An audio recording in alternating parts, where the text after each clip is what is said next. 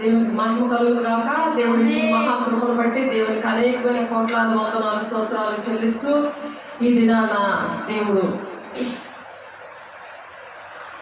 మరి మనము ఆకాశం మండలంలో మేఘముల మీద కొనుక్కోబడదాం. మనం అంటే దేవుని అక్కడికి మనము సిద్ధపడాలంటే మందసము అనే దేవుని సన్నిధిని మనము మోసేవారిగా ఉండాలి.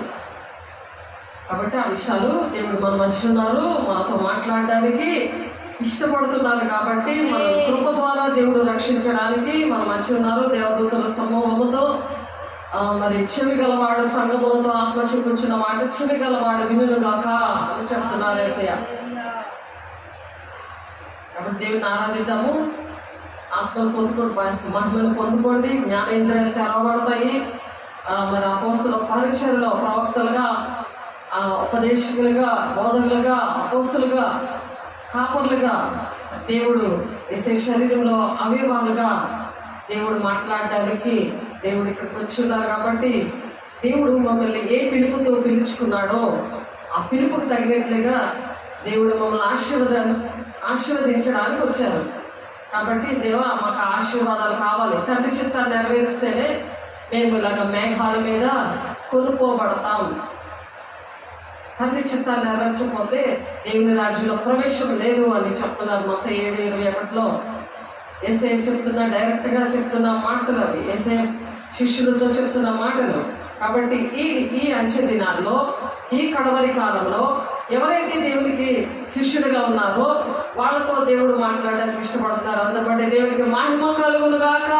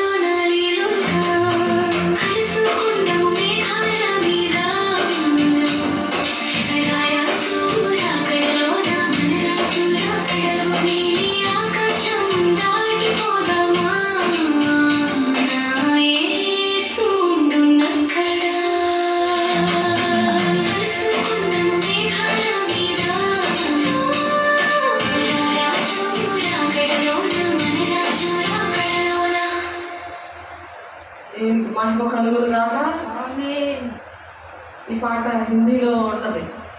నీవే ఆస్మా కే పార్ జాయేంగే మేరా కాబట్టి మనము ముందు మనం హిందీ సాంగ్ నేర్చుకున్నాము.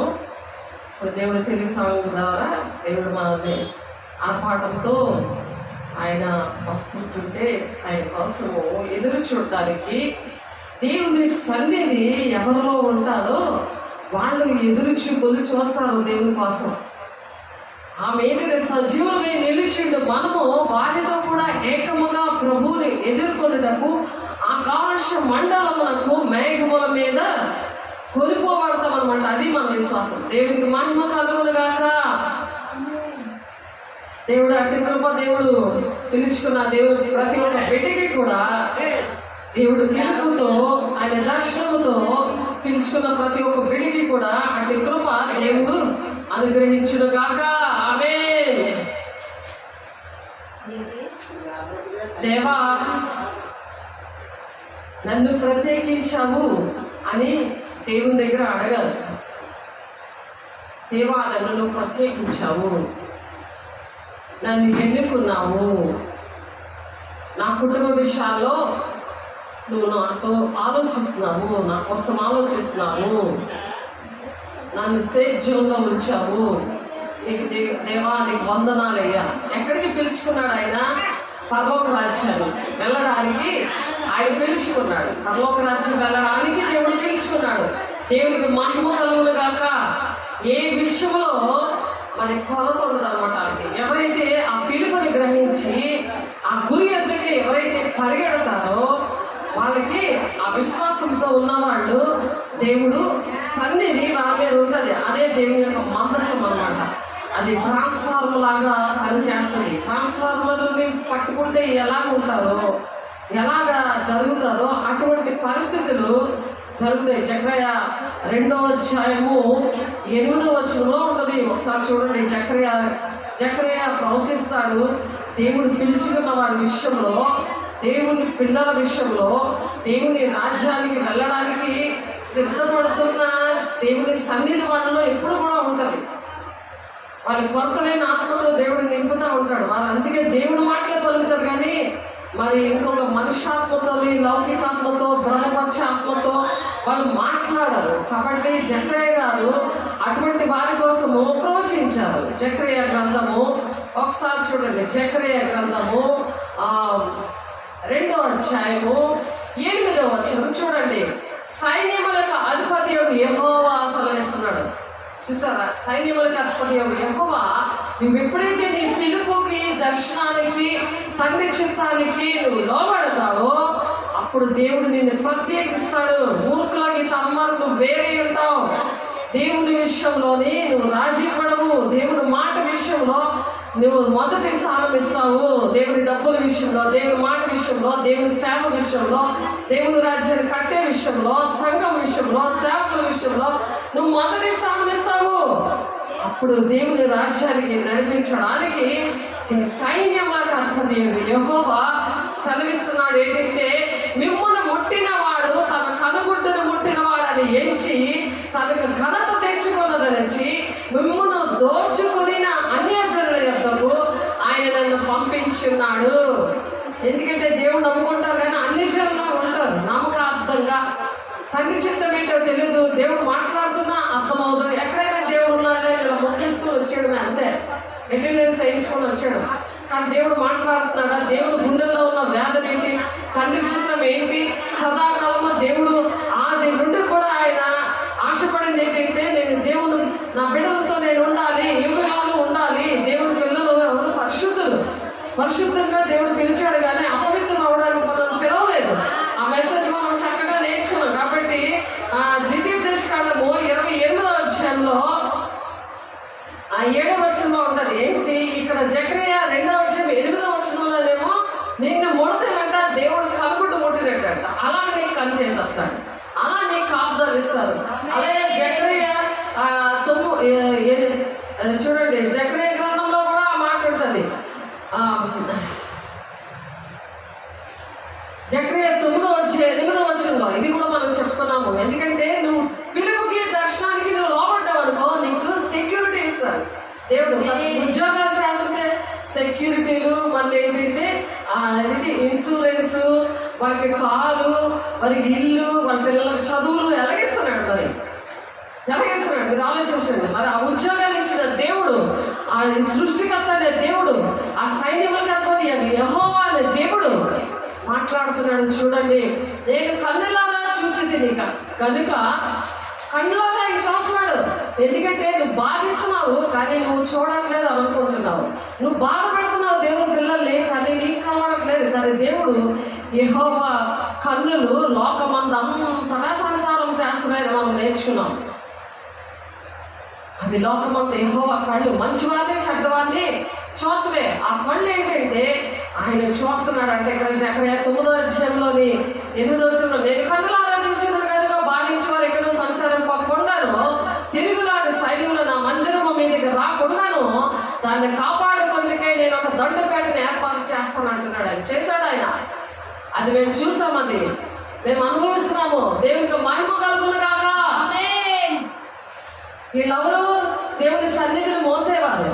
పిలుపు దర్శనం ఉన్న వాళ్ళు దేవుని సన్నిధిని మోస్తారు. ఎందుకంటే ఆయన పిలుచుకున్నాడు కాబట్టి ఆయన పిలిచిన వారికి కొరత లేని ఆత్మలు ఇస్తాడు. దేవుడు బిడ్డ, దేవుని సన్నిధిని మోయడానికి ఇష్టపడట్లేదా?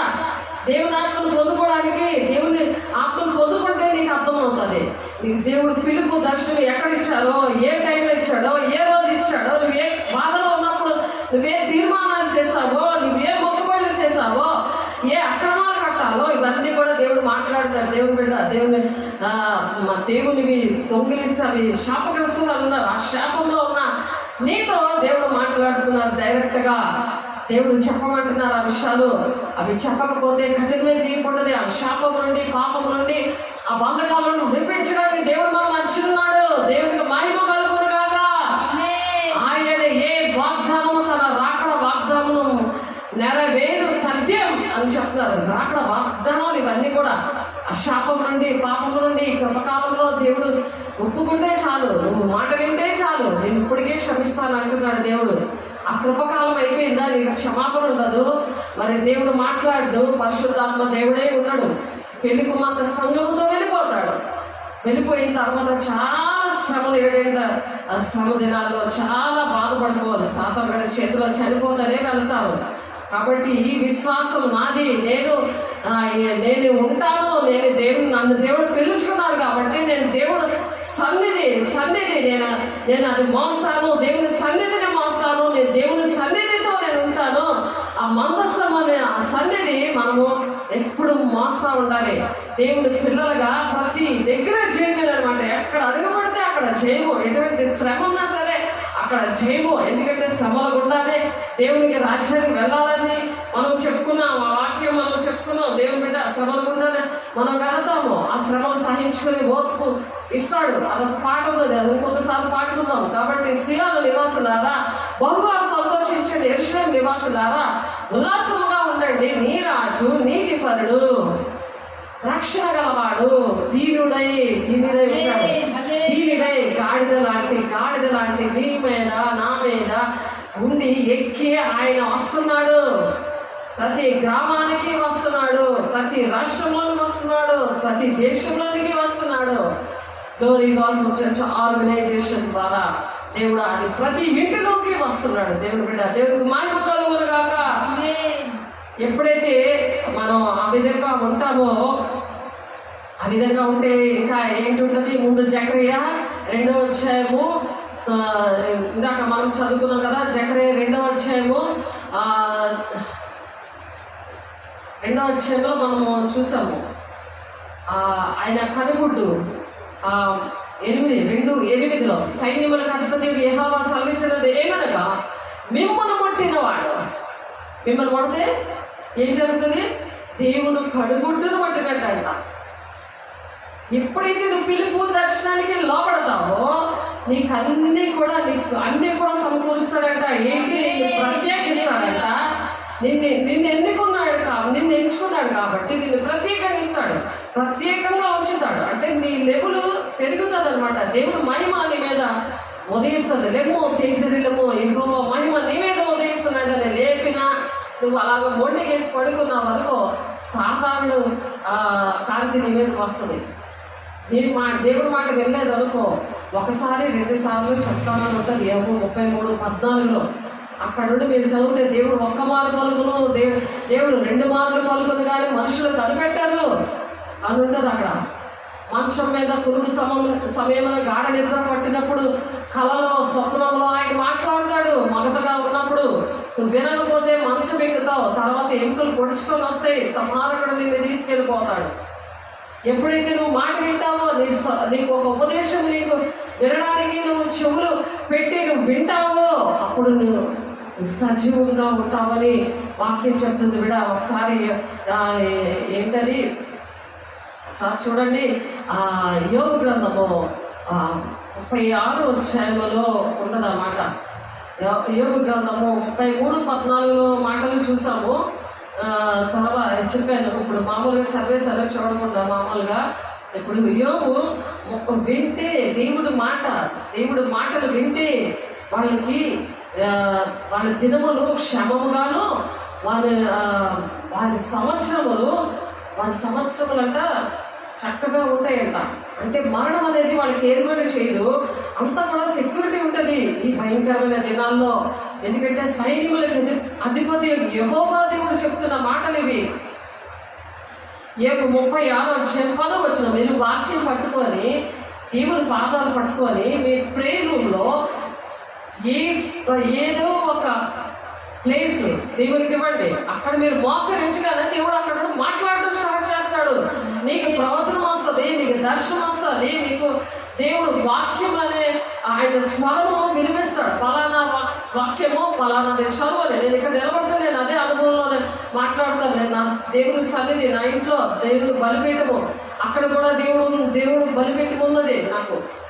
ఆ దేవుడితో కలుసుకునే ప్లేస్ వెంటనే దేవుడు మాట్లాడతాడు. నేను అనుభవంతో చెప్తున్నాను. ఆత్మీయ పిల్లలు మీరు కూడా అనుభవించాలి అలాంటివన్నీ. కానీ సాతానుడు అవన్నీ కూడా తుడి చేశాడు. కానీ మళ్ళా దేవుడు అవి ప్రింట్ చేస్తానంటున్నాడు. దేవుడు బిడ్డ, దేవుడు అంటే కృప దేవుడు దయచేయదు కాక మీకు.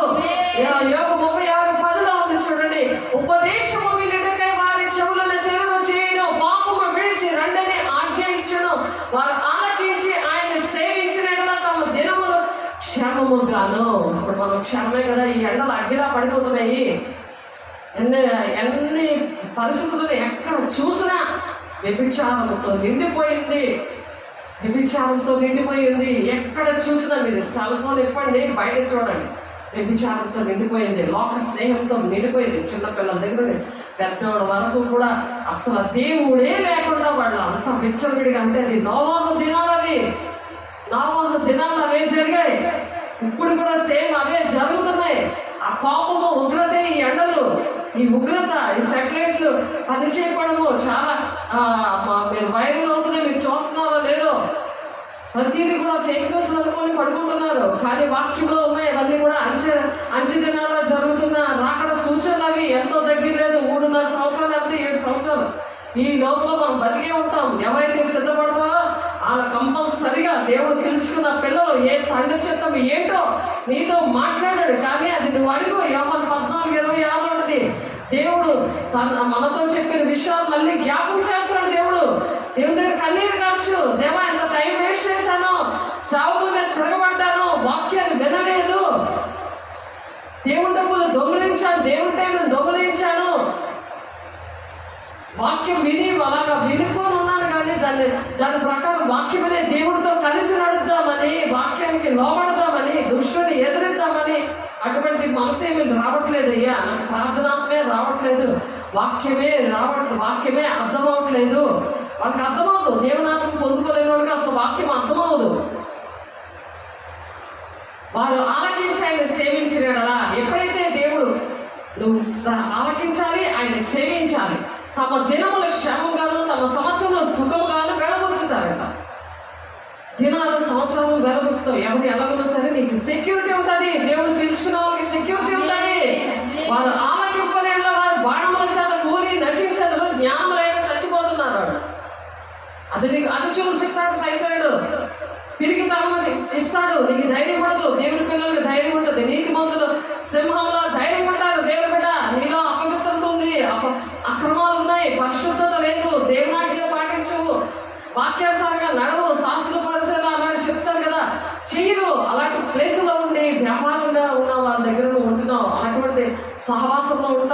ఆల్రెడీ దేవుడు పిలుచుకున్న వాళ్ళు వ్యాపారంగా చేస్తున్నారు, శిష్యులుగా చేయట్లేదు. దేవుని పిల్లల్ని మనం శిష్యులుగా చేయాలి. దేవుడు హోంవర్క్ ఇచ్చేవారు, సర్వ లోకాలకు వెళ్ళి సర్వ సృష్టికి మాటలు సువార్తను ప్రకటించాలి. ఈ శుభమైన వార్తలు దేవుని రాజ్యాన్ని వెళ్ళడానికి ఎంట్రన్స్ టికెట్ పరిశుద్ధాత్మ పొందుకోవడం ఒకటే కాదు, వాక్యం ఉండాలి. దాంతోపాటు వాక్యం అనే దేవుడు ఉండాలి. ఆ వాక్య ప్రకారం నడవాలి, పనులు చేయాలి. క్రియలు లేని విశ్వాసం మృతము. వాక్యంలో ఉన్నట్టుగా మనం నడవాలి, ఆ పని చేయాలి, చేసి చూపించాలి, దేవుని సంతోషపెట్టాలి. అదే దేవుని సన్నిధిని మోయడం అంటే. దేవునికి మహిమ కలుగును గాక. అయినను లోపల హృదయపూర్వకమైన భక్తి లేని వారు, పైకి పెదాలతో కనబరసమైన వారు హృదయము దూరంగా ఉందంటున్నాడు కదా. అటువంటి వారు పెదాలతో అంటే లోపల హృదయపూర్వకమైన భక్తి లేని వారికి క్రోధం వచ్చుకున్నారు. క్రోధం శాస్త్రులు పరిశీలన చెప్తారు కదా, అన్నీ చెప్తారు. వాళ్ళ ధర్మశాస్త్ర ఉపదేశాలు అన్నీ తెలుసు. కానీ ఏసైనా సిలువ వేసేసారు. నువ్వు మాటిగా సిలువ వేసేస్తున్నావు, కానీ నీకు అర్థం అవట్లేదు. వాక్యం తెలియక, వాక్యం దేవుడు అంటే ఎవరో తెలియక, దేవుడు ఎరుగుటే నిశ్చయం అంటున్నాడు. ఆయన మనసే నీకు తెలియకపోతే ఎలాగ నువ్వు ఆయన భారత ఎలా మోస్తావు? అది సులువైంది, అది భారమైంది కాదు అంటున్నాడు దేవుడు. ఇష్టంగా చేస్తున్నాం, మేము భయంకరమైన ఏరియాలో చేస్తున్నాం, ఇష్టంగా చేస్తున్నాము. దేవుడు చేపిస్తున్నాడు. అది దేవుడు లేకపోతే చేయలేము. అయినను లోపల హృదయపూర్వకమైన భక్తి లేని వారు కాపు ఉంచుకుందరు. ఆయన వారిని బంధించినప్పుడు వారు మొరపెట్టారు. నేను బంధించాడు, సంకటతో తీర్మానం తృణీకరించాము. 107వ కీర్తనలో ఉంటుంది ఆ మాట చూడండి. ఎనప కట్ల చేతను దేవుడు బంధించాడు. ఆ బంధకాలని యేసు నామములో విడుదల ప్రకటిస్తున్నాను. నజరేయుడైన యేసు నామములో విడుదల రావాలి అంటే నువ్వు ఆ అర్హత కూడా ఉండాలి. దేవా వెంటనే నువ్వు ఆమేన్ అనాలి. దేవా నేను లోబడుతున్నాను నీ మాటలకి. నాకు పిలిచిన దర్శనం ప్రార్థన పిలిపించాడు, నీకు సువార్త చేసే పిలిపించాడు. నీ ఇంటిని రక్షించుకోవడానికి లెమ్ము వెళ్ళి తెచ్చరిల్లు అని చెప్పాడు. నీ సేవకులు అన్ని కళలకి దర్శనాలకి నీకు చక్కగా విడమర్చి వాక్యము సాక్ష్యం అన్ని విడమర్చి నీకు రోజు కూడా స్టేటస్లో పెడుతున్నారు. వాక్యం ఫేస్బుక్లోని యూట్యూబ్లోని చక్కగా దేవుడు నీతో డైరెక్ట్గా నీ ఇంట్లోకి వచ్చి మాట్లాడుతున్నాడు. నువ్వు ఇంకా వినకపోతే చాలా ప్రమాదం, బుద్ధి లేని కన్నికలా ఉండిపోతారు. దేవుని బిడ్డ ఒకసారి ఆలోచించండి. కాబట్టి అయినను లోపల హృదయపూర్వకమైన భక్తి లేని వారు క్రోధం ఉంచుకుంటారంట. ఆయన వారిని బంధించినప్పుడు వారు మొరపెట్టారు. కావున వారు యవ్వనమందే మృతి నొందుదురు. వారి బ్రతుకు పురుషగాములో బ్రతుకు వంటి దేవుడు శ్రమపడి వారిని వారికి కలిగిన శ్రమ వల్ల ఆయన విడిపించను. బాధ వల్ల వారిని విధేయులుగా చేస్తాడు. బాధ వచ్చింది, దేవుడు ఎందుకు నమ్ముకున్నాను, దేవుడికి అన్ని చర్చలకి తిరుగుతున్నాను, అన్ని గుళ్ళకి తిరుగుతున్నాను, నాకు ఎందుకు బాధ వచ్చింది, ఈ దేవుడు ఏంటని విమర్శించుకోవడం కాదు. సేవకుల్ని దేవుడిని తిట్టుకొని ఉంటున్నారు. అసలు ఎందుకు దేవుడు ఇలా చేస్తున్నాడు, ఎందుకు ఎంత ఎండలు ఏంటి, నేను వాక్యం చదువు. దేవుడు ఉగ్రత, ఉరుములు, మెరుపులు, వడగడ్లు, ఎండ ఇవన్నీ కూడా ఉగ్రత పాత్రలు కొమ్మరిస్తున్నాయి. దేవదూతలు ప్రకటన 6వ అధ్యాయంలో ఉంటుంది. ఇవన్నీ కూడా మరి వాటర్ కూడా రక్తంగా మారిపోతుంది. చాలా దిక్కులు అలాగే జరిగింది. అలాంటివి జరుగుతున్నాయి, వైరల్ అవుతున్నాయి. మీరు చూడండి, దేవుడు రాకడ సూచనలు అలాగున్నాయి, అన్నీ జరిగిపోతున్నాయి. కానీ నువ్వు ఏ సినిమాల్లో సీరియల్లో నువ్వు ఏదేదో నువ్వు చూసుకుంటే కథలు ఏమో చూసుకొని నాకు ఉద్యోగం ఇచ్చాడు కదా, డబ్బులు లాక్కెట్టుకొని ఏళ్ళకి కొడతావు, నా కొడుకు పెళ్లి చేద్దాం, నా కూతురు పెళ్లి చేద్దామా, ఈ రకాలు నువ్వు చూసుకున్నావు అనుకో, ఈరోజు ఏ చికెన్ ఉందో జీడిపప్పు వేసి వండుకుందామా చక్కగా ఇవన్నీ నువ్వు ఆలోచించావు అనుకో, దేవునికి ఎంత నువ్వు ఖర్చు పెడతావు, ఎంత టైం ఇస్తున్నావు, దేవుని సన్నిధి దేవుని ఎలా ప్రేమిస్తున్నావు, దేవుని రాజ్యం కట్టడానికి దేవుని పిల్లల్ని అగ్నిలో లాగుతున్నట్టు పాతాలను నోరు తెలుసుకొని ఉంది కదా, నువ్వు లాగడానికి నువ్వేం ట్రై చేస్తున్నావా, నువ్వే పాత్రలోకి వెళ్ళిపోతున్నావు. అన్ని జనులు చేస్తున్న పనులు ఏమి తిందుమా, ఏమి త్రాగుమా, ఏమి భుజిద్దుమా, ఇదే చెల్లుతుంది వాళ్ళకి. పరలోక రాజ్యము ఆహారము పానము కాదు, కానీ పరిశుద్ధాత్మ మీద ఆనందమే ఉంది. ఆనందము ఆ పరిశుద్ధాత్మ దేవుడు మరి మత్తయి 4వ అధ్యాయంలో యేసయ్యను ఎక్కడ తీసుకెళ్ళాడు, అరణ్యాన్ని తీసుకెళ్ళిపోయాడు. పరిశుద్ధాత్మ దేవుడు పరిశుద్ధాత్మ పొందుకుంటే నీ మనసే మారిపోతుంది, నీ స్టైలే మారిపోతుంది, నీ మాట తీరే మారిపోతుంది. నువ్వు చూస్తే నువ్వు ఉండలేవు, దేవుడి పిల్లలు చూస్తే నువ్వు ఉండలేవు. ఏంటి వీళ్ళకన్నీ తెలుసు, అగ్ని ఉండడానికి మనం సిద్ధపడిపోతున్నారు. వీళ్ళకి అయ్యో ఈ విషయం తెలియవే, నీకు తిండి మీద ఉండదు. పరిశుద్ధాత్మగా ఆనందం ఏంటది, తండ్రి చుట్టూ నెరవేర్చే ఆహారమే ఉంది అంటావు. నీకేది కావాలో నీ పనులకు నీ మనసులో నువ్వు ఏది అనుకుంటున్నావో, నువ్వు ఏ బట్టలు వేసుకోవాలో, ఏది తినాలనుకుంటావు అవన్నీ వచ్చేస్తాయి. అవి వస్తున్నాయి మాకు. దేవుడికి మాయముఖాలు కాక అలా చేస్తున్నాడు దేవుడు. అంత సెక్యూరిటీ ఇచ్చాడు, అలా పోషిస్తున్నాడు.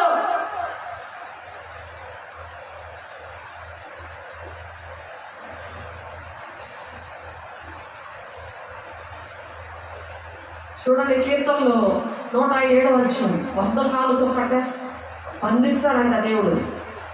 మొరపెట్టినప్పుడు ఆయన విడిపిస్తానంటున్నాడు. ఆయాసం కృంగజేస్తానంటున్నాడు. ఆయాసం ఎందుకు వస్తుంది? బీపీ ఎందుకు వస్తుంది? ఎందుకు టెన్షన్లు? ఇంట్లో పిల్లలు వినరు, భర్త వినడు, భార్య వినడు, తల్లి వినడు. కాదు, నువ్వు దేవుని శక్తిని పొందుకున్నావు అనుకో, నీలో ఉన్న వెలుగు వాళ్ళలో, ఆ వెలుగు నీలో ఉన్న ఆ దేవుని సన్నిధి, ఆ మందసము అక్కడ ఉన్న ప్రజలకి జయించేలా తయారు చేస్తాడు. నేను ఎక్కడ అడుగు పెట్టావు అక్కడ జయించేలా చేస్తానంటున్నాడు. మందసం కోసం గోకులంలో చెప్పుకున్నాం మనం. మందసం విషయంలో ఇంకా ఉన్నది మందసం కోసం చెప్పుకోవడానికి. దేవుని సేవ అదేంటంటే స్టోరీలను వింటున్నారు మీరు. అందుకని జీవితాల్లో మన జీవితమే దేవుని సన్నిధి కలిగిన ఒక మందసంలా ఉండాలి. భయంకరంగా దినాల్లో నీకు తెలుస్తాయి. రేపేంటి జరుగుతుందో, ఒక గంట తర్వాత ఏం జరుగుతుందో అన్నీ తెలుస్తాయి. దేశం పాడైపోతుంది, గ్రామం పాడైపోతుంది, కుటుంబాలు పాడైపోతున్నాయి. నీకు అబాధ కన్నీరు పట్టుకుంటుంది. నేను దేవుడు దీవిస్తాడు. అప్పుడు నీ దేవుడు నీకు సెక్యూరిటీ వేస్తాడు. నీ కోసం అనేకమైన జీవ కిరీటాలు ఉంటాయి. మహిమ కిరీటం, జీవ కిరీటము, అక్షయ కిరీటము, ఇవన్నీ రెడీగా పెడతాడు దేవుడు. దేవుడు అన్యాసుడు కాదు, నీకులాగా నాకులాగా. ఆలోచించక్కర్లేదు మనకి. మనం ఏం తినాలో, మనకి ఏ డ్రెస్ కావాలో, ఏ టైంలో మనం రెస్ట్ తీసుకోవాలో, ఏ మాటలు మాట్లాడాలో అన్నీ కూడా దేవుడు వచ్చాడు, మాట్లాడుతున్నాడు. దేవుడికి మహిమ కలుగును గాక. చూడండి, రాసుకోండి, చూడండి. దేవుడు మిమ్మల్ని నన్ను ప్రేమించి సంఘాన్ని, సార్వత్రిక సంఘాన్ని, ప్రతి గ్రామాన్ని, దేశాన్ని ప్రేమించి మాట్లాడుతున్నాడు. మనుషులు వాళ్ళు ముట్టుకోకూడదు, వీళ్ళు ముట్టుకోకూడదు, ఆ మతం, ఈ కులము, ఆ దేశము, ఈ దేశము అంటారు. కానీ దేవుడు అన్నాడు 107వ కీర్తన 10వ వచనం చూడండి. దేవుని ఆజ్ఞలకు లోబడక మహోన్నతుని తీర్మానమును తృణీకరించినందున, నువ్వు ఆజ్ఞలకు లోబడట్లేదు కదా, ఆయన తీర్మానాలు ఎన్నో చేసావు, నువ్వు తృణీకరించావు కదా, నీకు బంధించి ఉంచాడు. సాతాను బంధకాలు, చీకట్ల బంధకాలు మాకు కనబడుతున్నాయి. ఒక్కొక్కరు పేరుతో వచ్చేస్తున్నాయి. వాళ్ళకి ఎన్ని బంధకాలు ఉన్నాయి మాకు కనబడుతున్నాయి, నాకు కనిపిస్తున్నాయి. అందుకే నేను చెప్పగలుగుతున్నాను. సంఘము, అటువంటి సంఘం ఇచ్చాడు దేవుడు. మహిమ పరిచయం ఇచ్చాడు దేవుడు. దేవుడికి మహిమ కలుగుడు కాక. ఎక్స్రే కళ్ళలో కనబడతాయి, కళ్ళు మూసినా కళ్ళు తెరిచినావు. రాజేశ్వరి అనే ఒక పాస్టర్ గారు ఉన్నారు వైజాగ్లో. ఆమె చెప్పింది నా కోసం, భూమిని తలకిందులు చేసే అభిషేకం దేవుడు మీకు ఇచ్చాడని. కళ్ళు ఇప్పునా కళ్ళు తెలిసిన అన్నీ తెలుస్తాయి మీకు అనేసి. అది పిలుపు నాది. నా పిలుపుని బట్టి నా ఆత్మీయ పిల్లలకు అటువంటి పిలుపు ఇచ్చాడు. ఆడికి ప్రవచనాలు, దర్శనాలు, అపోస్తులు వాడబట్టం చేశాడు. నువ్వు ఎక్కడ పెట్టావు? అభిషేకం మంచ కింద పెట్టావా? నీ ఇంటి కోసం వాడుకున్నావా? నీ భర్త కోసం వాడుకున్నావా? నీ పిల్లల కోసం వాడుకున్నావా? పేరు పెట్టి పిలుస్తున్నాడు, జాగ్రత్త. అవన్నీ నీకు గుర్తు చేస్తున్నాడు, జాగ్రత్త. అన్ని కూడా రాసుకోలే. దేవా నీ మాట వింటానయ్యా, నీకు లోబడతానయ్యా అని యాకోబు 4:7 దేవుని మాటకు లోబడి దుష్టుని అలవట్టు. యేసు నామములో పరిగెడతాడు. నాజరేయుడైన యేసు నామములో లోబడవలసింది నువ్వు, నేను కాదు. సేవకులు లోబడు, మీకోసం మీరు బాగుండాలనే చెప్తున్నారు దేవుడు. ఎవరు మటుకు వాళ్ళే లోబడాలి. నాకు లోబడండి, దుష్టుని ఎదిరించండి, మీ వద్ద నుండి పారిపోతాడు. అవే ఈ బంధకాలు. బాధ చేతను, ఇనుప కట్ల చేతను బంధింపబడిన వారే, చీకటిలోను మరణాంధకారంలోను నివాసము చేయి వారి హృదయమును ఆయన ఆయాసము చేత కృంగ చేశాను. వారి కూలి ఉండగా సహాయము లేకపోయాను. సహాయం ఉండదు. ఇంకో దగ్గర దొంగలకి నువ్వు వేగిపిస్తే చీల్చేస్తాను, తప్పించడం అప్పుడు ఉండడు. అవన్నీ చూసాము, కళ్ళారా చూశాను. అవన్నీ కూడా అనుభవించే వాళ్ళు చూశాను. నేను కూడా కొన్ని అనుభవించాను. ఎందుకంటే అర్థమయ్యేలాగా దేవుడు ఆ శ్రమల గుండానే తీసుకెళ్తాడు, భక్తి నేర్పిస్తాడు. మరి అందమంగా ఉన్న వస్తువు తేరవాలంటే మట్టిలో పెట్టాలి, అది కాల్చాలి, ఆ బంగారాన్ని కొట్టాలి, అప్పుడే అది మంచి వస్తువులాగా జగ మెరుస్తూ ఉంటుంది. వజ్రంనైనా ఎలా కోస్తారు? అలాంటి శ్రమల గుండా దేవుడు తీసుకెళ్తాడు. శ్రమలు వద్దు బాబాయ్ అని అరుస్తారు కొంతమంది. ఆ సిలువను ఎత్తుకొని వెంబడించేవాడే నాకు పాత్రుడు అన్నాడు. అందుకే నన్ను వెంబడించేవాడు తన సిలువను ఎత్తుకొని నన్ను వెంబడించాలి అంటున్నాడు. ఆ వెంబడించాలంటే నీకు అభిషేకం కావాలి, దేవుడి సన్నిధిని నువ్వు అయ్యాలి. బాహ్య పురుషుడు బలహీనంగా ఉన్నా సరే అంతరంగ పురుషుడు దినదినము నూతన పరచబడాలి. అందుకే జాగ్రత్త, ఏ టైంలో వస్తాడో తెలియదు. ఆయన కేవలం తండ్రికి మాత్రమే తెలుసు. కష్టకాలం అందు వారు యెహోవాకు మొరపెట్టారంట. ఆయన వారి ఆపదలో నుండి వారిని విడిపించారు. ఎప్పుడైతే తీర్మానం చేసుకొని సాతాను వెళ్ళగొట్టుకొని దేవా నా పిలుపు దర్శనం ప్రకారం నేను పని చేస్తాను, సేపలు ఏమి అడగలే, చాలా సాఫ్ట్గా ఉంటారు కదా, అలా అంత దూరంలో ఉన్నారు కానీ దూరంగా ఉంచుతారట. బాధించే వాళ్ళు దూరంగా పెడతారన్నాడు దేవుడే. దూరంగా ఉండి కూడా దేవుడు కనికరించి, ఆ కనికరంగా గల దేవుడు ఇంట్లోకే మీ చేతిలోకే దేవుడు మాటలు రావడానికి దేవుడు సహాయం చేశాడు. తర్వాత నెగిటివ్ ఏమి ఉండవు. ఎక్కడ ఆకాశంలో ఎక్కడ దాక్కున్నా సరే ఆ సెటిలైట్ ద్వారా సాధారణ పట్టుకునే దినాలు వచ్చేసాయి. ఏ మూల దాక్కున్నా, ఏ మంచ కింద అయితే, భూగర్భంలో అయితే, సముద్రంలో దాక్కున్నా కానీ ఇప్పుడు ఏ ఉంది కదా ఈ సెటిలైట్ తోటి అలా అంచకలిసి పట్టేసుకుంటాడు. ఇప్పుడు దేవుని చేతిలో నువ్వు రాలేకపోతే ఆ 7 ఏళ్ల శ్రమ దినాల్లో నిన్ను ఫ్రై చేసుకుంటాడు. ఫ్రై చేస్తే చేయరా, నూనెలో పడేస్తే పడేది. యోహాన్ గారు ఎలా నిలబడ్డాడు? అలా నిలబడాలి. యోహాన్ గారిని మా మరుగుతున్న నూనెలో వేస్తారు కదా, అలాంటి అభిషేకం ఉండాలి, అలాంటి దేవుని సన్నిధి ఉండాలి. అందుకనే అంచె దినాల్లో అందరి మీదే నేను ఆత్మను కుమ్మరిస్తున్నాను, మీ యవ్వనుల దర్శనాలు చూస్తారు, వృద్ధులు కలలు కంటారు, మీ కుమార్తెలు ప్రవచిస్తారంటే మీ కుమార్తెలు ఎందుకు అనుకున్నారు? మాట వినకుండా టీవీలు కంటిపోయి, కంప్యూటర్లు కంటిపోయి ఎందుకున్నారు? వాళ్ళు లోకంలో లోక స్నేహము, దేవునితో వైరమని ఎరిగినా దేవునికి శత్రువులు అంటున్నాడు. అలాగా ఎందుకున్నారు? మీరు కరెక్ట్గా లేక దేవుని ప్రేమను రుచి చూపిస్తున్నాడు. ఒక ఇంట్లో ఒకరికి మాత్రమే, ఇద్దరికి విరోధంగా ముగ్గురు విరోధం ఉంటారట. ఇద్దరికి వేరుగా ముగ్గురు విరోధంగా ఉంటారట. వాళ్ళు బాగు చేసే పరిస్థితి ఆ ఇంట్లో వాళ్ళ మీదే. మరి యోసేపు గారు బాగు చేసుకున్నాడు కదా ఇంటిని, తన కుటుంబాన్ని. అలాగే బాగు చేసుకోవాలి. నీ వెలుగును అనేక మందికి ప్రకాశింపచేయాలి. నీకు ఉద్యోగం ఇచ్చాడంటే ఉద్యోగంలో ఉన్న వాళ్ళందరినీ కూడా నువ్వు రక్షణలోకి నడిపించాలి. వాళ్ళకి మేలుకరంగా ఉండాలి, వాళ్ళకి దీవెనకరంగా ఉండాలి. నువ్వు ఏ బిల్డింగ్లో ఉన్నావో వాళ్ళకి నువ్వు దీవెనకరంగా ఉండాలి, వాళ్ళకి ఆశీర్వాదకరంగా ఉండాలి. ఎక్కడ అడుగు పెడితే మనం ఆశీర్వాదకరంగా ఉండాలి. అది దేవుని సన్నిధి మందసం. వారి కట్లను తెంపివేసి చీకటిలో నుండి మరణాంత కాలంలో నుండి వారిని రప్పించదని అంటున్నాడు. కట్లను తెప్పుతాడంట.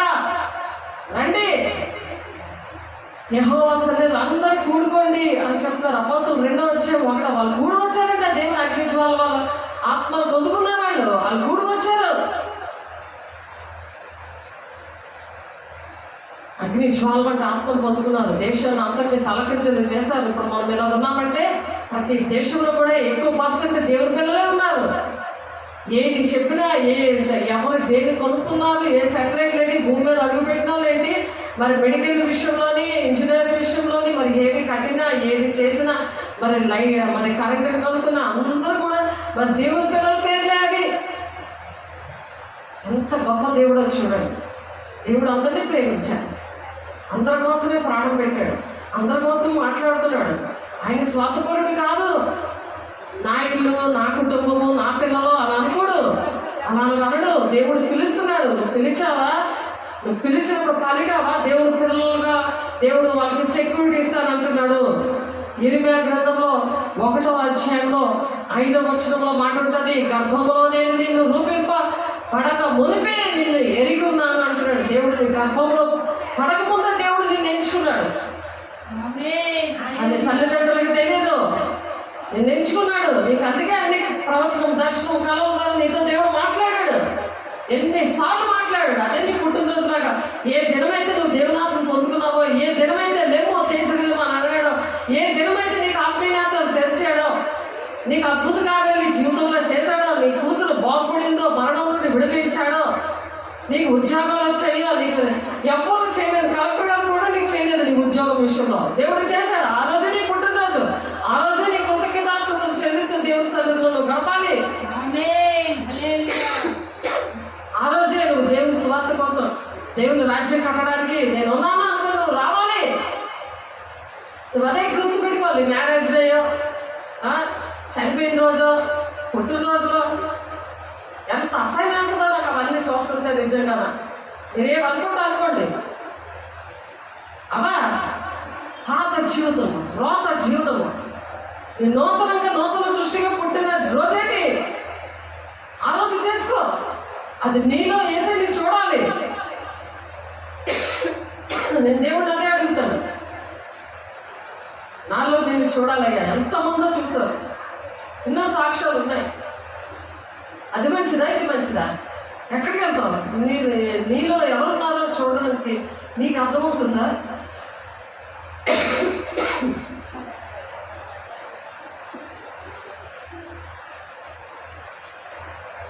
ఇరవై 1వ అధ్యాయం 5వ వచనం చూడండి.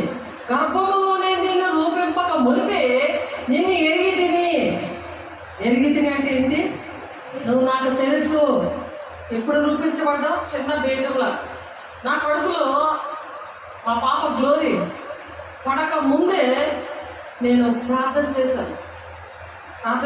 దేవా నీ రూపము నీ గుణాలు. తర్వాత బాబు 4 సంవత్సరాల తర్వాత జైకిరణ్ పుట్టాడు. దేవా నీ రూపము నీ గుణాలు మాత్రమే రావాలి. 9వ నెల వరకు కూడా నేను అదే డాక్టరేట్ విషయంలోని అప్రెంటిస్షిప్కి వెళ్దాం, మరి ఖాళీగా లేను దేవుని పని. మరి నన్ను ఎలాగ దేవుడు నిలబడతాడు, తండ్రి చిత్తం ఏంటి అనే విషయాలైతే దేవుడు నన్ను ఎంచుకున్న విషయం, ఇవన్నీ కూడా దేవుడు మాట్లాడుతూ వచ్చాడు. పిల్లల విషయంలో కూడా అలాగే ప్రార్థన చేశాడు. పిల్లల విషయంలో కూడా దేవుడు అలాగే కార్యాలు చేసుకొని వచ్చాడు. దేవునికి మహిమ కలుగును గాక. అప్పుడే బీజం పడిన వెంటనే దేవుడికి తెలుసు, అందుకనే నాతో ప్రార్థన చేయించాడు ఆయన. దేవునికి మహిమ కలుగును గాక. పిల్లలకు ఉన్న తెలివి పెద్దలు లేకుండా ఉన్నది ఈ దినాల్లో. నేను వింటుంటే అయ్యో పిల్లలకి ఎంత దేవుడు జ్ఞానం ఇచ్చాడు, కానీ వీళ్ళు ముసలైపోయినా మనవలు వచ్చినా వీళ్ళకి ఎందుకు అంత జ్ఞానం లేదు అని నాకు అనిపించింది. దేవుడికి మాట్లాడుతున్నాడు. దేవుడికి మహిమ కలుగును గాక. పరిశుద్ధాత్మ దేవుడు మీ మీదకి వచ్చిన మీరు శక్తివంతులు అవుతారు. యోదయ సమరయ దేశంలో అంతటా కూడా మీరు సాక్షులుగా ఉంటారన్నాడు. ఆ దేవుడు మాట్లాడుతున్నాడు. మాట్లాడాలి, మీ పిల్లల కోసం మీరు మాట్లాడాలి. దేవునికి మహిమకరంగా దేవుని మందసాలు మోస్తున్న వాళ్ళు దేవుని సాక్షిగా నిలబడతారు. సాక్ష్యాలు పాడు చేసుకోరు. అది కొంచెం కింద పెట్టరు. అందుకు నీకు చేయలేదు, నాకు చేయలేదు. అందుకు దేవుడు మనకు ఆయన కృప ద్వారా దేవుడు మనల్ని రక్షించుకున్న దేవుడు ఆయన మహిమపరచడానికి చేశాడు. ఆ కాలం మనకు రక్షణ అందుకు ఇచ్చాడు, అందుకు పిలుచుకున్నాడు. యుగకాలం దేవుని రాజ్యంలో ఉంటామని, ఆ బంగారు పట్టణంలో మనం ఉంటామని, యుగకాలం దేవునితో కలిసి ఉండాలని, మనం ఉంటూ మన కుటుంబాన్ని, మన గ్రామాన్ని, దేశాన్ని రక్షించుకునే బాధ్యత ప్రతి ఒక్కరికి అప్పచెప్పాడు. తిమోతి గ్రంథంలో ఉంటుంది ఆ మాట. సంపూర్ణమైన భక్తి కలిగి ఉండి, మాన్యతైన భక్తి కలిగి ఉండి, మనుషులందరి కోసం, రాజుల కోసం మీరు ప్రార్థన చేయండి. ఎందుకు అని అంటే క్వశ్చన్, మనము నెమ్మదిగా సుఖంగా బ్రతకాలంటే కంపల్సరిగా పని చేయాలి.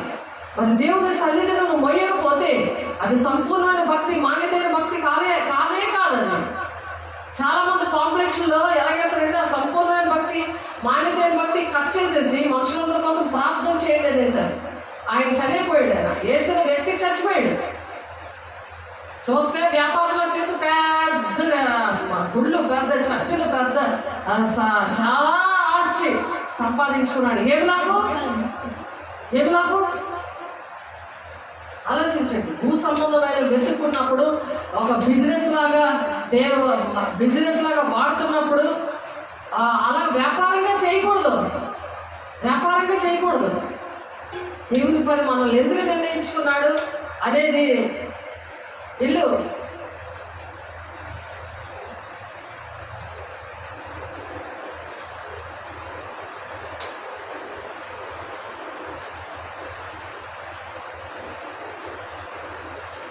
దేవుడు ఎందుకు నిర్ణయించుకున్నాడో ఆ పనులు చేయాలి.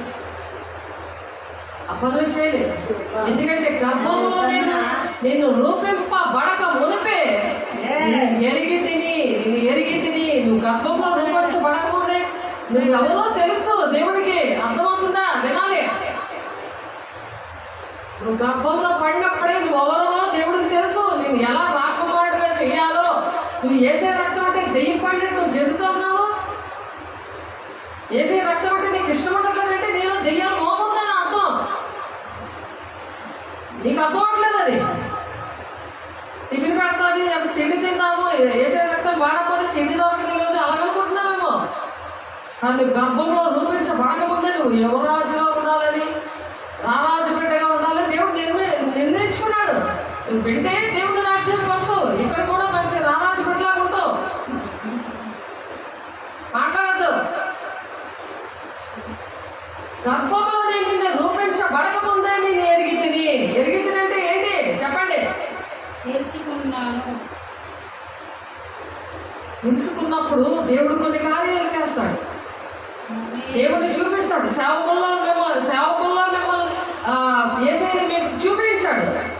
అది చూపిస్తే కదా శిష్యులకు కూడా మరి యేసయ్య కార్యాలు ఎన్నో అద్భుత కార్యాలు చూపించాడు. అందుకే చూపించిన తర్వాత భూమిని తలకిందులను చేశారు.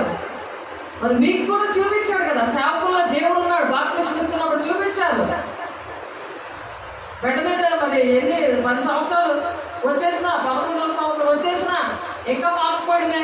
మరి ఏసయ్య వచ్చి చేయి పట్టుకొని లేపి నిలబెట్టాడు. ఏసయ్య నీ చేయి పట్టుకొని లేపి నిలబడ్డ గాలిలో తేలిపోయినట్టు వచ్చేసాం. ఈ బుద్ధులు మారయ్యా. దేవుడు అంటే ఇష్టమైనా, ఏసయ్య రక్తం అంటే ఇష్టమైనా, దేవుడి వాక్యం అంటే నీకు ఇష్టమైనా, సేవకులు చెప్తున్నప్పుడు నువ్వు వింటున్నావా? ఆలోచించి ఇవి దేవుడు అడుగుతాడు. గర్భంలోనే నేను రూపించబడక ముందే నిన్ను ఎరిగాను. అప్పుడు నుండి నువ్వంటే దేవుడు తెలుసు. నువ్వేం చేస్తున్నావో, ఇంట్లో ఒక మాట, బయట ఒక మాట. నీకు ఏదైనా కావాలంటే దేవుడు మాట, ఇంట్లో వాళ్ళ మాట రెండో, తను బయటికి వెళ్ళాక కుక్క పనులు చేసుకొని అయ్యగాదు. ఏది చేసినా యెహోవా కళ్ళు మంచివారిని చెడ్డవారిని చూస్తున్నాయి. ఆ వాక్యాన్ని మీరు నేర్చుకొని మీరు ఎక్కడికి వెళ్తుంటారో ఆడికి చెప్పాలి మీరు. కానీ ఇంకా చెప్పించుకునే విషయాలే. దేవుని సన్నిధింటే రాము శుక్రవారం వస్తాము. నీ మాట్లాడుతుంది నీకే అర్థమైపోతుంది. నేను దేవుడు రక్తమన్నా, దేవుడి వాక్యమన్నా, దేవుడి సన్నిధి అన్నా ఇష్టం లేదంటే కంపల్సరిగా నాలో దెయ్యాలు మోపన్నదని నీకు అర్థమైపోవాలి. దేవుడు ఎప్పుడు తెలుసుకున్నాడు? నీ బీజం కంట్లో తల్లి గర్భంలో రూపించబడక ముందే నువ్వు ఎవరో తెలుసాక. చూడు బైబిల్ చదువు ఫస్ట్ నీకు దేవుడు చదువు రావాలి. అప్పుడు నీకు కావాల్సిన చదువు వస్తాడు. ఎందుకు ఫెయిల్ అయిపోతున్నారు? ఎందుకు ఉద్యోగాలు ఫెయిల్ అయిపోతే సర్టిఫికెట్ కూడా కొనేసుకోవడమే. ఉద్యోగాలు కొనేసుకోవడం డబ్బు. అందుకే పర్లోక రాజ్యం వాళ్ళు వెళ్ళమని ఎందుకని చెప్పాడు దేవుడు. సూది వెజ్యంలో ఒంటి దూరిపోద్దట. ఒంటి ఎంత ఉంటుంది? సూది వెజ్యంలో దూరిపోద్దట. కానీ ధనవంతులు వెళ్ళరాడు. అందుకే దేవుడు రాశాడు, నువ్వు డబ్బుతో అన్ని కొనేస్తానని నువ్వు అహంకారంతో ఉండి దేవుడి పని కోసం, నువ్వు దేవుని రాజ్యం కట్టడం కోసం నువ్వు అసలు పనికిరాని పాత్రగా ఉండి తిని పడుకుంటాను, మత్తుతూ ఉంటాను. ఏమి తిందమా, ఏమి త్రాగమా, ఏ భుజమా, ఇదే చెంత పొద్దున్నే నుంచి లెగ్సాక ఎక్కడ తిరుగుదామా, ఏ చూద్దామా, ఏ టెన్షన్ చేద్దామా, ఉండిపోతావు. శ్రమదినాల్లో ఉండిపోతావు. మహాశ్రమదినాల్లో ఉండిపోతావు. దేవుడి విషయాలు, దేవుడు మనసులో ఉన్న వేదన ఏంటో గమనించండి. యుగాలు దేవుడు మనతో ఉండాలని ఆయన ఆశపడుతున్నాడు. దానికి మతం కులం భేదం లేదు. నువ్వు గర్భం నుండి బయలు పడక మునిపే నేను నిన్ను ప్రతిష్ఠించాను, నిన్ను అభిషేకించాను, నేను పిలుచుకున్నాను. పరిశుద్ధ పట్టణంలోనికి, పరలోక రాజ్యానికి నువ్వు రావాలని నేను నిన్ను అభిషేకించాను, నిన్ను పిలిచాను. ఇష్టమా కాదా? మీకు ఇష్టమా కాదా? మరి డోర్ తెరవండి. సంతోషంగా ఉన్నారా లేదా? సంతోషంగా ఉన్నారా లేదా? నేను దేవుడి రాజ్యాన్ని రావడానికి ఇష్టపడుతున్నాను. నేను సంతోషంగా ఉన్నాను. నా దేవుడు నన్ను గర్భంలో రూపించబడక ముందే నన్ను ఎంచుకున్నాడు పరలోక రాజ్యం వెళ్ళడానికి, పరిశుద్ధ పట్టణానికి వెళ్ళడానికి. ఆ మెసేజ్ అంతా మనం 2 వారాలు నేర్చుకున్నాం. పరలోక పట్టణానికి వెళ్ళాలంటే ఎటువంటి అర్హతలు ఉండాలి, అది ఎన్ని గుణములతో ఉంది, అది ఎన్ని ఎకరాల భూములు అక్కడికి వెళ్ళాలంటే మందసం అనే దేవుని సన్నిధి మోయగలిగే వారిగా ఉండాలి. మందసం ఎంత పవిత్రంగా ఉందో అలాగే నువ్వు కూడా పవిత్రంగా ఉండాలి. అర్హతలు ఉన్నాయి. సన్నిధికి అందరూ వచ్చారు. అర్హత ఉన్న వాళ్ళే దేవుడు తీసుకొస్తారు. దేవునికి మహిమ కలుగును గాక. ప్రతి దానికి దేవుడు మాటలు ఉన్నాయి, గ్రంథంలో రాశారు. నీకు అర్హత ఇచ్చినందుకు దేవునికి ఎన్నో కోట్ల వందనాలు చెల్లించాలి. ఆ పరిశుద్ధ పట్టణానికి వెళ్ళడానికి, దేవా నీకు ఇష్టంగా నేను ఉంటాను, పరిశుద్ధంగా ఉంటాను, అది దేవుడి తీర్మానం చేసుకోవాలి. నోట్లోంచి అబద్ధం కానీ, ధనాపేక్ష కానీ, నువ్వు సోమర్పదం పడుకోవడం కానీ, వాక్యం అంటే అసహించుకోవడం కానీ, దేవుడి మాటల్ని, దేవుడి సేవలు అలాంటివి నీవు హృదయంలో ఉన్నాయంటే దేవుడు మరి ఆ పనిష్మెంట్ వస్తుంది అనమాట. పనిష్మెంట్ వచ్చి ఆ పనిష్మెంట్లో రుబ్బుతాడు అనమాట. రుబ్బులో వేసని రుబ్బి మెత్తగా చేస్తాడు. మెత్త హృదయంలో అహంకారంగా ఉన్నావు అనుకో, అహంకారం ఉంటే నేను పేస్ట్ లాగా చక్కగా రుబ్బుతాడు. అందరికి పనికొచ్చే ఒక ఇడ్లీలాగో ఒక దోశలాగో పనికొస్తావు నువ్వు. రుబ్బక ముందే వాక్యంతో రెడీగా చక్కగా వాక్యంతో సూటిగా మాట్లాడుతున్నాడు కదా, దానికి లోబడి వెంటనే చేతులెత్తి, దేవా నన్ను క్షమించయ్యా, నిన్ను ఇష్టపడట్లేదు, నీ వేసే రక్తాన్ని నేను ఇష్టపడట్లేదు, నీ వాక్యాన్ని ఇష్టపడట్లేదు, ప్రార్థనకు ఇష్టపడట్లేదు, దేవుని సన్నిధి రావడానికి ఇష్టపడట్లేదు, వాక్యం వస్తున్నా నేను ఏదో చూస్తున్నాను కానీ ఆ వాక్య ప్రకారం నడవట్లేదు అని తీర్మానం చేసుకోండి. తీర్మానం చేసుకోలేదు, దేవా ఉదయమే లెగిస్తాను, నీ పరిచయంలో ఉంటాను, నీ పిలుపుకి తగినట్లుగా నేను జీవిస్తాను, వాక్యానుసారంగా నడుస్తాను, నువ్వు నాతో ఏదైనా విషయాలు చెప్పావో అన్ని విషయాలకి లోపడుతున్నాను అని చెప్పి అప్పుడు యేసు నామములో దుష్టుడి బయటికి పొమ్మని ఆజ్ఞాపిస్తున్నాను. కానీ అది పరిగెడుతుంది అన్నమాట నీలోంచి. లేకపోతే అది కృష్ణేసి కూర్చుంటారు. నువ్వు ఎలా కూర్చున్నావో ముద్దపప్పులుగా అలాగే నీలో కూర్చుంటుంది. అది కనిపిస్తుంది నాకు. దేవుడి సన్నిధిలోకి వస్తే నాకు కనిపిస్తుంది. నాలో కూడా మీకు కనిపిస్తారు ఎవరున్నారు, ఎవరు మాట్లాడుతారు. అది నన్ను కూడా అలాగే చూశారు. ఆ కళ్ళు అలాంటి దేవుని యొక్క కళ్ళు కావాలి. జ్ఞానేంద్రియాలు, ప్రవచనం, దర్శనం, అప్పుడు అవి దేవుని వెళ్ళగలిగే స్వరము. అది వింటేనా బోర స్వరం పాడుతున్నాం కదా. ఆ షకీనా మేఘం వచ్చినప్పుడు ఆ మేఘాల మీద దేవుడు ఆ పెనుకు మధ్య సంఘాన్ని తీసుకెళ్ళిపోతాడు. ఎవరు సిద్ధంగా ఉంటే తీసుకెళ్ళిపోతారు. ఇంట్లో ఎవరు సిద్ధంగా ఉంటే అలా తీసుకెళ్తారు, మిగిలిన ఉండిపోతారు. ఇద్దరు మంచం మీద పడుకుంటే ఒకరు ఉంటారు, ఒకరు వెళ్ళిపోతారు. ఇద్దరు తిరగట్రాయి విసురుతుంటే ఒకరు ఉంటారు, ఒకరు వెళ్ళిపోతారు.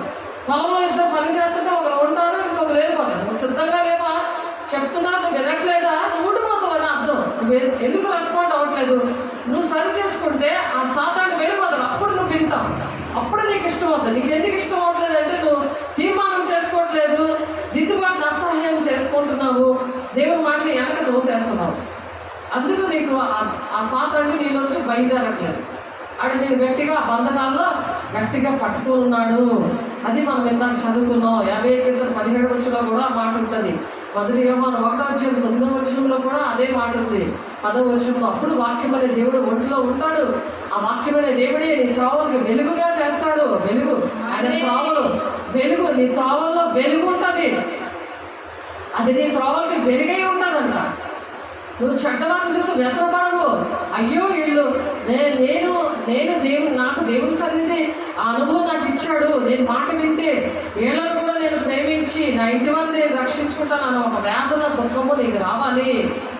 అతి కృప దేవుడు మీకు అనుగ్రహించును గాక.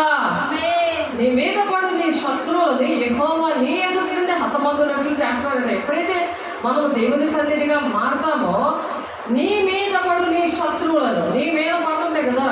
కీర్తన గ్రంథంలో ఉంటుంది ఆ మాట. 91 కీర్తనలో పగటి వేళ ఎగురు బాణములకైనను, చీకటిలో సంచరించే తెగులకైనను, మధ్యాహ్నం మందు పాడు చేయు రోగములకైనను నేను భయపడకుందును. నా పక్కన 1000 మంది పడినను, నా కుడి పక్కన 10,000 మంది కూలినను, ఏ అపాయము నా దగ్గరికి రాదు అంటున్నాడు. ఎంత చక్కగా చెప్తున్నాడు దావీదు. అలాగా ఇక్కడ ద్వితీయోపదేశకాండం 28:7 నీ మీద పడు నీ శత్రువులను యెహోవా నీ ఎదుట హతమగునట్లు చేయను. నీ దేవుడు నీకు కంచిగా ఉంటాడు. అవి మనం ఒక్కొక్కటి మనం చెప్పుకుంటున్నాం. శత్రువులు నీ మీద పడి నీ శత్రువులను యెహోవా నీ ఎదుట హతమగునట్లు చేయను. వారొక త్రోవను నీ మీదకి బయలుదేరి వచ్చి ఏ త్రోవల నీ ఎదుటి నుండి పారిపోలేక 7 త్రోవలు అందరూ కలిసి